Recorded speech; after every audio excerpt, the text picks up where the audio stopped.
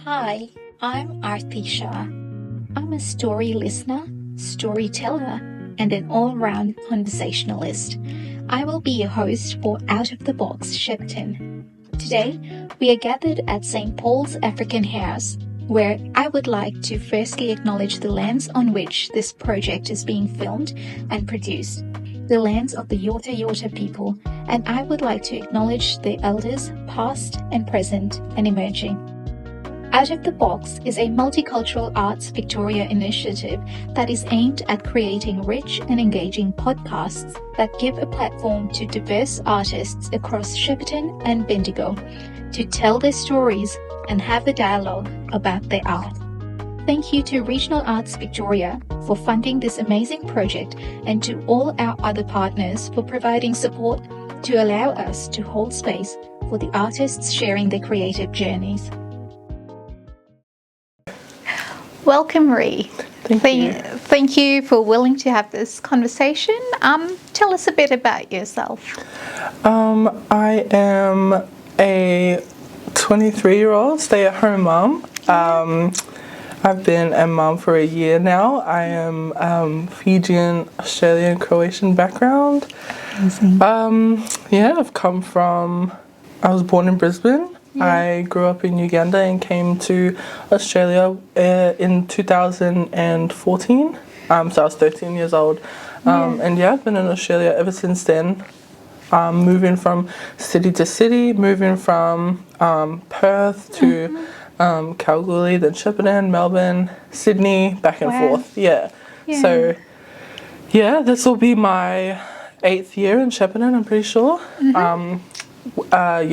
Having switched around between Melbourne and Sydney, but I'm back now. We're here. It's amazing. What a journey in 23 years of your life. That's incredible. So, Ree, we are going to be talking about your creativity journey as an artist. Take us through a little bit of your childhood. What does creativity mean to you, and why you are connected to it? My creativity it's always been, a focused part of my life. I've always done singing and dancing since I was a kid, so that was probably the first steps into being a creative, I guess. So that started at a pretty young age, and I've always navigated, to find passion in different mediums and stuff. So it started with singing and dancing, and kind of jumping into like on stage performances and stuff. So that started off pretty early as well. And then I grabbed that and ran with it when I was a teenager. So I was really into traveling and performing and doing festivals and gigs and stuff. And in the background I was always like doing visual art, like just in my own time, like kind of sketches and doing like cultural art as well. So like Pacific Island patterns and stuff. Wow. I think the creative journey took like a big turn where I started to discover like food and cooking, and it kind of turned from just like cooking at home into like content creation. So now that's like a big part of what I do now is creating content online, whether it's cooking or baking, singing videos, which they kind of started in high school as well. So being online is a big thing for me as well. So there's a lot of things to dabble in. I'd love to go back to your first singing and dancing performances, or even just being engaged in that activity. I'm assuming it was in your childhood in Uganda? Yes. Yeah. Tell us about it. What was singing and dancing like there, and even about that sort of culture of family and friends and that togetherness during the singing and dancing? I actually love that question because I think about it and it's really nostalgic. Like I really miss that environment because as a kid, singing and dancing over there is everything. Like it's like in the culture. So, we'd be at school, recess and lunch. We've got all the girls together. We're doing like girl groups like singing. Yeah, there was a lot of that, and then I have like very vivid memories of being at home because I was an only kid for a long time, and I would go into one of the spare rooms and just dance like all day, and then sing wherever I was going. So it was very like embedded in my childhood. Like everything was always about like, oh, I'm gonna grow up and be a famous superstar. Like that was like a big dream of mine. Like, yeah, I'm gonna be like Beyonce, and I'm gonna, yeah. And then it's quite a I would say it's a dream for a lot of little girls, all over the world, but especially in Uganda. I find with, the people I grew up with, and yeah, like it's a yeah. Tell me about dancing in your room. What sort of dancing did you do? I'd love to just visualize the little Ree dancing. Yeah. Anything that was expressing myself, really. It could have been hip hop, it could have been contemporary. I remember being a kid and taking like one term of school like ballet classes. Yeah. And yeah, that was the passion for ballet probably wasn't there, but I have always loved hip hop. I've loved, the culture of hip hop. I used to go to a youth center as a kid where they provided hip hop dance lessons for kids that their parents would be working, so they're roaming the streets a lot. So or kids that they lived nearby, but they were always like wandering around, didn't really have much to do, or they were just in the area at the time. So they had a lot of support in the streets for kids to come and just join these free classes, and they do it, I think, like every Wednesday night or something. So it was called the Sharing Youth Center, and I think that really shaped my passion for hip hop, but like and the culture as well. So yeah, I learned a lot through there, and they really inspired a lot of kids at the time. And when you were expressing through dance, what were you expressing? Don't know. I think it was. I think at the time I probably wasn't thinking, consciously about like what am I expressing, but I think I just really enjoyed the music. Like the music part is always something that gets me, because I would say it's, genre-wise, it's probably my favorite. So yeah, I think I was more just in love with the music and the community too. Like I love being around people. So yeah. And do you create any music yourself or write lyrics? I used to be. So I used to. So I would say as a kid I've always written songs. Like I was given an iPad at a young age, and I always used to just go in the notes and just write whatever I was thinking. So I've got notes back from like the early, I don't know, like 2010, 11. Yeah. From, songwriting, but they're, silly songs as a kid. But then, like I kind of grew into that in high school, especially moving to Shepparton. I joined it was Anita Larkin that reached out to me, and she was like, hey, we have this thing going, Heard and Sing, do you want to be a part of it? And so that's where my songwriting really took off, because we had workshops, we used to meet like here in this room a lot. And it was just bringing together like youth from all different backgrounds and just coming together to enjoy music and create things together. So I would say probably the last time that I actually wrote like a proper song was back then, which was probably like maybe 2019 to 2020, 2021. Yeah. That's incredible. I'd love to return to you writing out your thoughts in musical lyrics. Why did you write, and what was that like? To me, I'm thinking a journaling style, or sort of just thinking about, this is how I view the world. Yeah. Why did you choose that medium? I definitely found a lot of freedom in writing things out as a kid.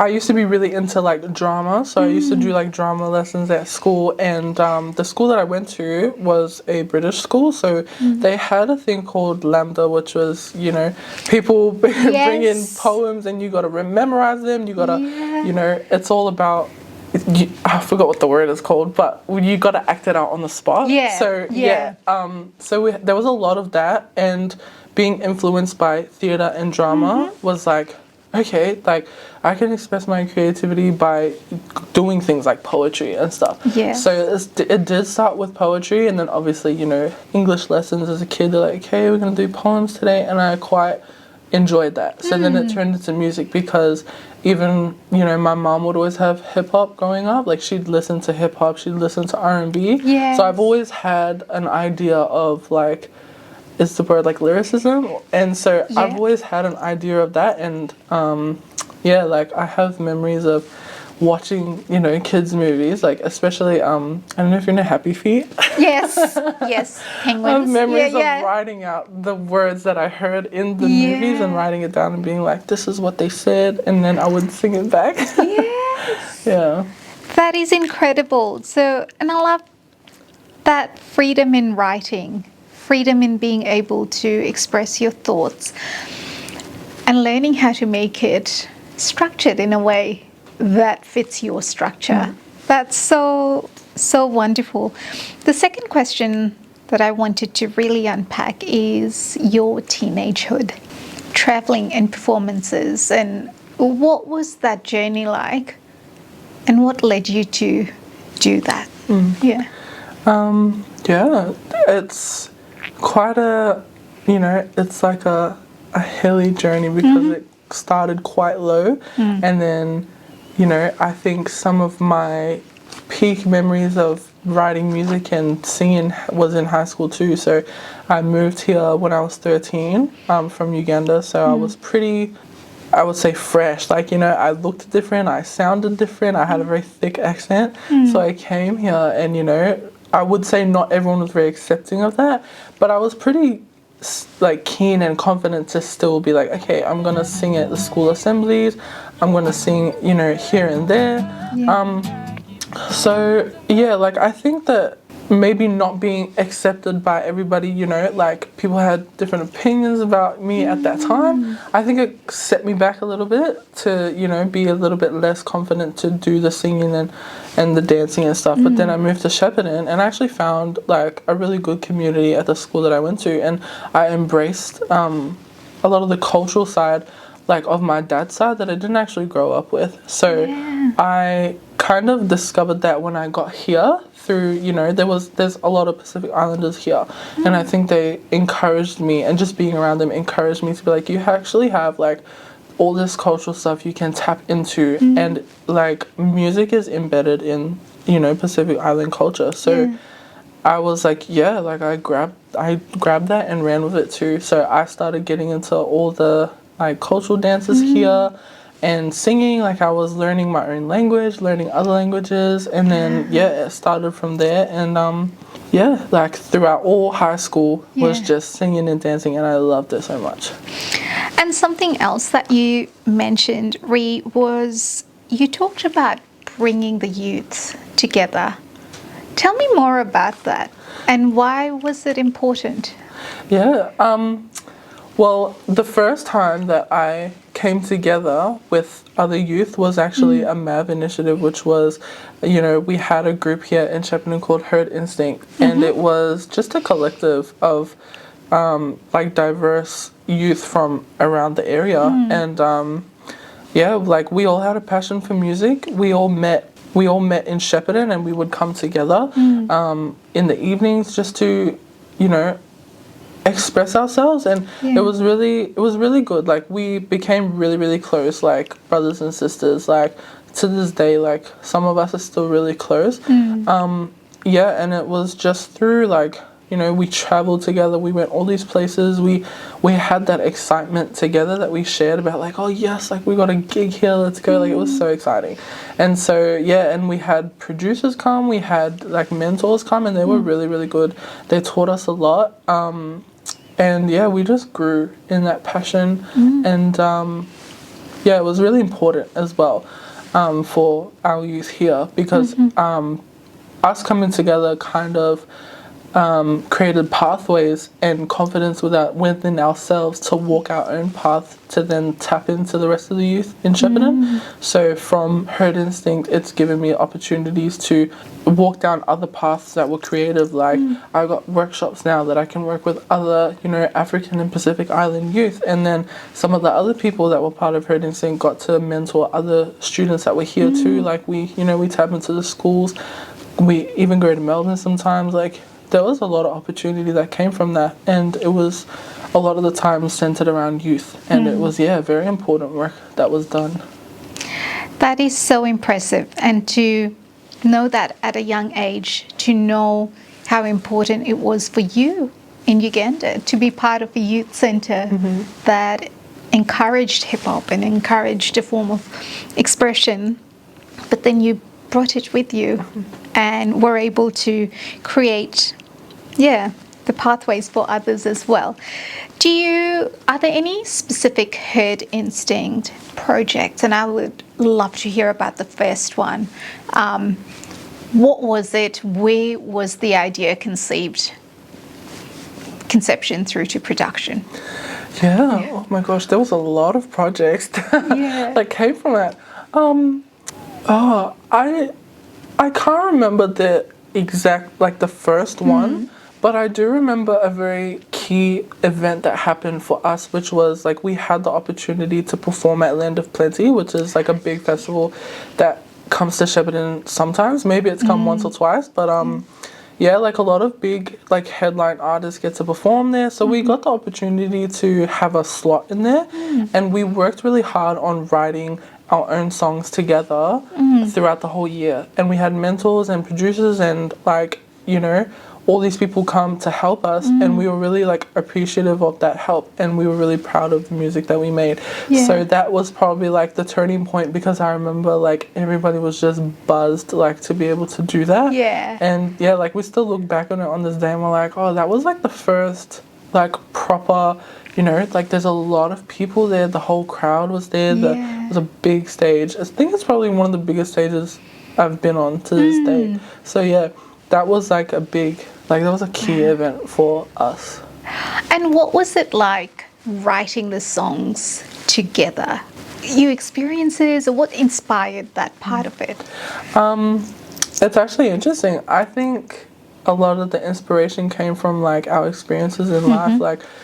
I think some of us connected to others better, we'd have one person or two where we're we actually have so much similarities in our experiences. I know for myself, I've come from Africa and then come here, so I can resonate with, some of the people that have African backgrounds. Me we had similar experiences in childhood, and now we're here. What are the odds of that? So it was really cool to be oh, I remember when we used to do this as a kid. I was it was hectic. And then other people that have grown up here, because I spent so much time going back and forth between Uganda and Australia, so I've got the privilege of having both perspectives as a kid, experiences to be able to experience both. So then I can resonate with the people that grew up here too, and it's I used to do that too as a kid. So a lot of the stuff that we've been through, it actually everyone has different stories, but for some reason we all had a lot of similarities between our stories. So it was really easy to connect to them and be we should just write about this. We've been through this, let's just write about it. Yeah, that is so interesting. And, it helps me sort of to think about those conversations that you had were so integral to almost going back to your low point, or connecting to your low point of the barriers you faced with accent. You looked different, but having these conversations also leading to acceptance, and leading to there are more similarities than there are differences.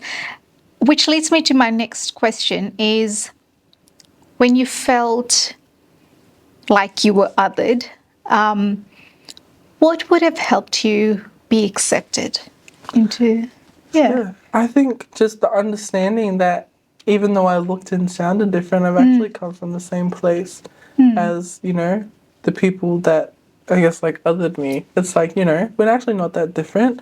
And I think it's just more so like lack of understanding. Like when you don't understand something, you know, sometimes judgment can come along with it. So that's, yeah, like I think there was just lack of understanding of where I've come from. Like I'm not so different. I'm not, you know, I'm not what you might think like I am. And yeah, yes, I, you know, navigated those times of my life and then come out on the other side and was actually, you know, come out stronger and Absolutely. And I'd like to then connect that question to creativity. And creativity is about true expression, it's about learning about yourself, going through the mud. How did creativity help you navigate those barriers? yeah, I think it's, you know, almost like a secret place. Like I think it's a place where I can kind of like hide inside to be like, okay, if I am feeling some way inside, I can always express it if I write it down in a song. And, you know, if I find a beat on YouTube, which I used to do a lot, it's like, okay, like I can express it through there. And it's going back to like being in my room and just being like, okay, like I've written it out, I'll sing it out, or I'll, you know, do something. So I think that the creative, like my creativity has been like a blanket for me in a way where I can comfort myself in there. So yeah. I love that analogy of creativity being your soothing blanket. That's so good. Let's move on to the food part of your journey. Now, correct me if I'm wrong. We've done singing and dancing. We've done your teenagehood, which is your traveling and performances. Actually, cultural art. Tell me more about that and why that particular. Yeah. Yeah. I think that I've always, you know, as somebody who's, you know, my background is different nationalities, so I've always had parts of me that I didn't necessarily feel like fulfilled in because I didn't have that side growing up. So it was a bit of like a culture shock when I came to Shepparton because it was like, oh my gosh, these people are actually like, they like me. So yeah, it was just it was a shock at first, and I didn't actually know how to embrace it fully because I felt almost like an outsider. Like I, you know, I look like these people, I should be part of them, but I almost feel like a fraud. Yeah. Because, you know, they're so, you know, they understand their culture, they speak their languages, but I don't speak my own language. And I don't understand customs and traditions, even though I would like to. So yeah, it took a little while to kind of embrace that and accept it as well. To be like, okay, like I've always grown up this way, which is still right, but I actually am, you know, half of this. So that was another thing.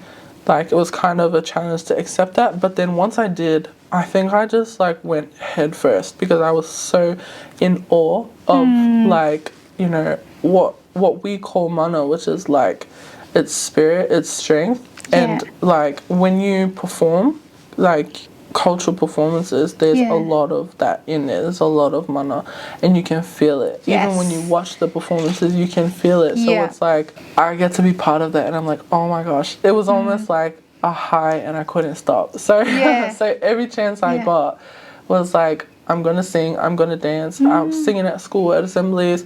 If you want me to dance, I'll dance. They, you know, we went to Melbourne as a group. We did dancing as like school programs and projects and, you know, like mentoring. It was a whole thing, and it was like a really fun experience. It's probably the highlight of high school, I would say, for me, is looking back on those performances and being like, that was really cool to be a part of.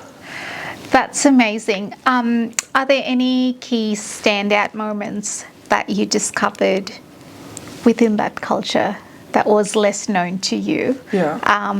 Any particular moments? I was shocked almost to find that a culture that I was trying for a long time to be part of, which was, you know, like it's my heritage, I'm trying to tap into that. It was actually, there's a lot of similarities of it between, say, like Samoans, Tongans, Maoris. Like there's a lot of similarities. And so I think the key moment for me was realizing I could actually lean in on people from those backgrounds to kind of understand my own more. You know, and obviously there's beauty in the differences between them, but it's like, you know, I think that our community also sees each other as one. Like, you know, where there's other Pacific Islanders will tend to lean in and support each other more, you know, in our own ways. So I think that the people that were around me were also pretty supportive to, you know, they understood where I was coming from, to say I haven't actually grown up with a lot of this.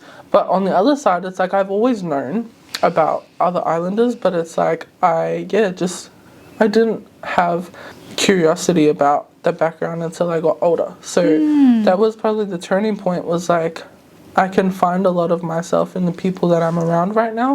So yeah, it was very helpful in, I guess, creating foundation for myself to then venture and be like, okay, what actually is my heritage? Yes. That is so, I can't even begin to imagine what that disconnect felt like, but I can appreciate the depth of it. And then learning about a whole new part of you. Yeah. Well, wasn't new, but to you at that point. Yeah, definitely. It was, yeah. Let's go take a deep dive into your cooking. Yeah. Why cooking? And why would cooking be creative and be considered an art form? Yeah, it's my favorite question. Yes. Yeah, I think cooking is something that's looked at as like something that's just traditional, and it's just, you just do it and it's there, and it's, you know, everyone has to do it at some point, so it's not considered an art. But I think if you're cooking from your heart and you're doing it with passion, and, you know, your intention behind cooking is to convey, you know, a message or something, then why not consider it a form of art? Because I look at the way that, you know, if I'm making a cake for somebody, or if I'm you know, making a dish, 99% of the time, say a dish will have like cultural significance. So a lot of the food that I cook at home just on a regular basis has cultural significance. You know, it's from a particular country. You know, there's stories behind it. You know, there's stories to your plate. Like there's a lot of history behind food. So I think that your intention with cooking, you know, of course it can be an everyday thing, but, you know, I think your intention behind it makes it art and creative. So yeah, like I think that my creativeness comes out of food in the form of presentation, I guess the history behind it. So explaining the history, or just presenting it online, presenting the beauty of it, and Is there a favorite dish, a new dish that you've tried, and what's the story behind that one? Oh, favorite dish? I know, it's a loaded question. There's All so dishes. many. Yeah. There's so many. I don't know about a favorite dish, but I can definitely say that I enjoy, I don't know, like a diverse cuisine.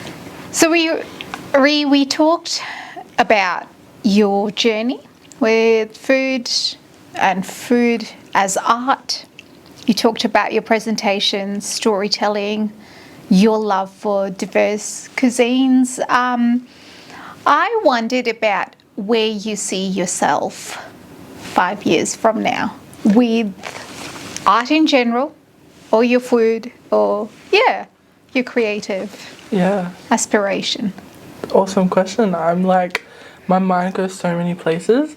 I have so many things I want to try in terms of expressing my creativity. I'm definitely tapping into the online space. You know, I've had platforms for quite a long time. Like I've been on Instagram and other social medias since like 2014 or 2013. So I guess since they initially became a thing, I guess like I've always been on there, always been posting content, whether it was singing videos, like stupid skits or whatever they were.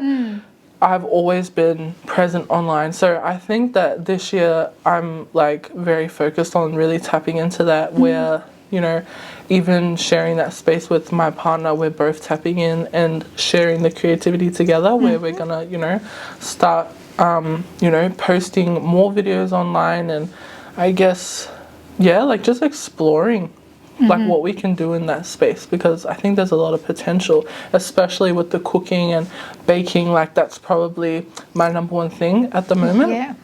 Especially being a stay-at-home mom, like I can easily do things in my kitchen. So I think online is where we're heading. Yeah. Yeah. Beautiful. The other question I'd love to ask you is about challenges that you may have come across in your art creativity journey. But with those challenges, how would you in mind and other artists in mind like to be supported? Yeah. I think support, for me, the best way to support is, because we're transitioning everything to be online, and, it's the best way to reach out to people all across the world. I think that just engaging online with our content and, simple things like liking, sharing comments, it's a simple gesture, but it goes so far. Like, it really changes a lot of things, nowadays we see a simple viral video can really change someone's life. So, if we have those opportunities to have people tap in online and support and share, it really changes a lot of things. So I think that's definitely just, the simplest and the most common way to engage. Other ways is like, reaching out, because I'm so like welcoming of any opportunities to be like, like projects such as this, for example, where it's like, do you want to do filming? Do you want to sing here? Do you want to, do you want to cater for this event? There's so many avenues that, I think that I would be helpful with. Yeah. So, you can go from anything like, hey, can you make me a cake? Or can you come and film at this event? Or, so much stuff, That's fantastic. The other thing that I wondered about is the money side of things. The financial part of being an artist is not everyone's strong suit. It's not, but it requires a different set of business skills. 100%.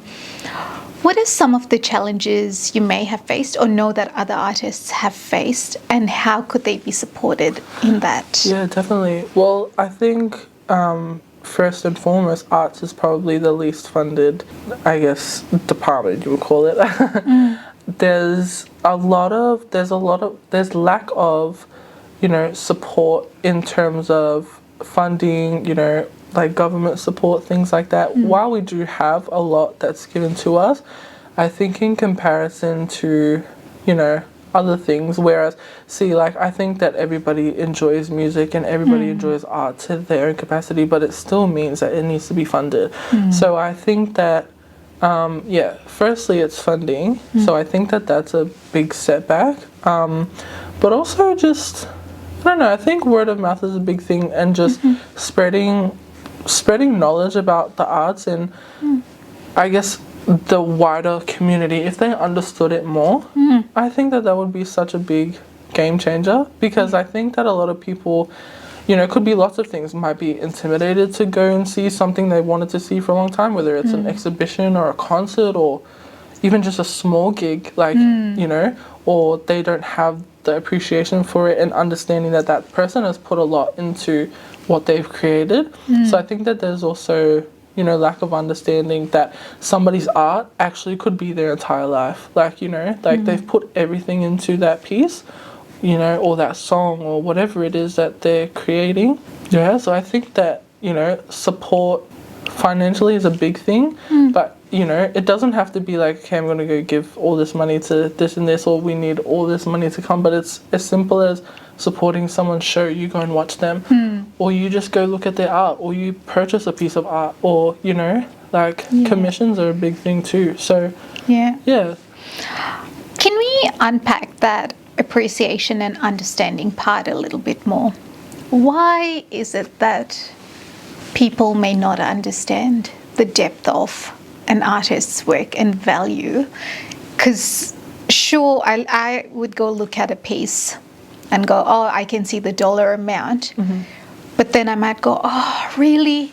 However, now that I do understand artists and have connections with so many of them, I realize their depth and value. Yeah. How do we make others understand them? I think the word contemporary comes to my mind. I think that people that don't already have the understanding that art can be everything for somebody, for an artist, that the word contemporary comes to mind, where they look at it and, you know, I think that word is commonly used when they're not understanding something, or they can be like, oh, you know, like they don't see the worth in it. So I think those two have kind of been put together, like, you know, the worthiness of something and it being like contemporary. So I think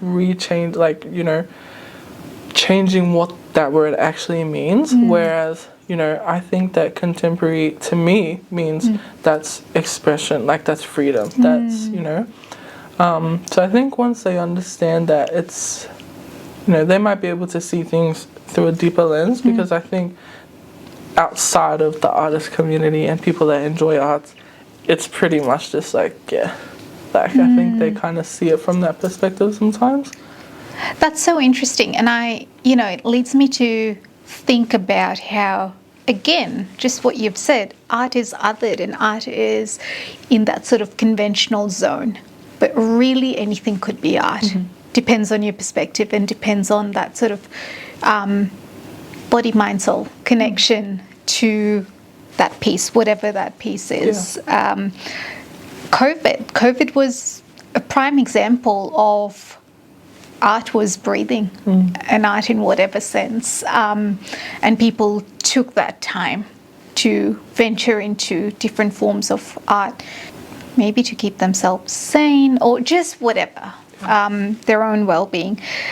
Do you have, as a person who knows about the online space, knows about different kinds of things, if it was someone older that maybe wasn't, or just somebody that wasn't into social platforms or that form of engaging, do you have any ideas of supports they could use?